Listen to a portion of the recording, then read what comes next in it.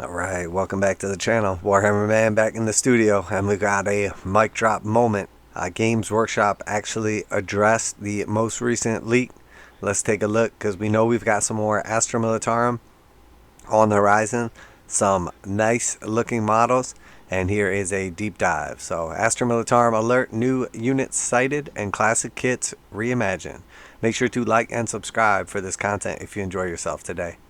Put out at least one video every single day.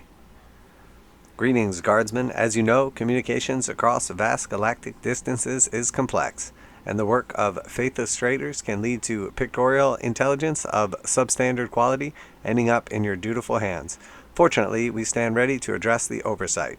Our astropaths have been able to broadcast glorious images of forthcoming Astra Militarum reinforcements. So obviously, for the first time in a long time, Games Workshop is actually addressing the leak, and they're providing like the full picture, and essentially they're saying exactly what we thought. There's lots of conspiracy theories about them intentionally sending out like potato can pictures, you know, horrible quality, etc., and that's their way to like hype it up. I don't think that's the case. I think that, you know, there's enough people affiliated with GW that gets content early that somebody just ends up leaking it out. Not that surprising, to tell you the truth. Not that big of a deal one way or the other. But it is pretty cool that GW is actually addressing it and, you know, basically calling it out as faithless traders. So I do like that. I do like that. Put a nice little spin on it. So let's check out these new Astra Militarum Cadians here. So we have Ursula Creed. So my suspicion was that this was not going to actually be Creed. It does look kind of effeminate, but it would have been tough to guess that this was a female, to tell you the truth. But I was correct, it was a descendant. So they have like his relic pistols and overall still look. But it is Ursula Creed. Ursula Creed is the Lord Castellan of Acadia.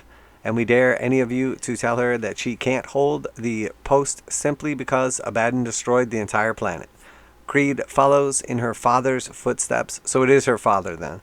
But will nepotism is alive and well in the 41st millennium, this is no heredity title. She earned the mantle like her father before her and is every bit as ruthless, tactical, and unflinching. So nice looking model overall. To tell you the truth, the base at first I really didn't like it, but it doesn't look as bad in these pictures. It's still a little cluttered and dramatic. But overall it looks okay. The overall model looks fantastic. I like the look of it overall.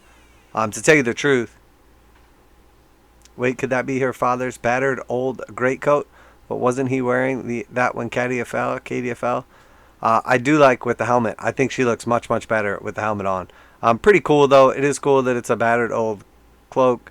Not sure enough about the lore of him wearing it when Cadia fell or whatever. Maybe they're saying that he survived and that's how she got his relics, or maybe he made it out of there somehow.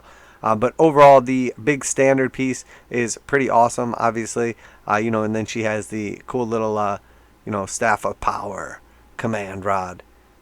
Alternatively, you can put the binoculars in, and then we obviously saw a power sword in the main picture. Nice looking model. I like it. I like that they made her, you know, chunky lady. Pretty cool overall. So then we have the Kasrkins. The new Lord Castellan deserves to command only the finest troops in battle, and who better than the renowned Kasrkins, these warriors on the elite of the elite, and they're getting a stunning kit that matches their fearsome reputation. So really nice looking model right here. Obviously phenomenal paint job as well. I mean, it looks absolutely stunning. Really like this model. The gun looks awesome. It has the perfect amount of the old look to it, but then is also brought up to, you know, the current line. Really nice looking model. Clad in the finest carapace armor, these special forces have more skills than their standard Astra Militarum trooper and are able to cut down the enemies with volleys from their hotshot las guns. And then next we have the Sentinel. Again, really nice looking kit right here. This thing is super cool. Definitely a fan of the Sentinel. It looks a little chunkier than the old Sentinel does. Definitely has like a little bit more of an Astra Militarum look, but I'm definitely a fan of it. We can see here now that it has a spotlight and a heavy plasma cannon, and then obviously hunter killer missile as well. Really nice looking model again.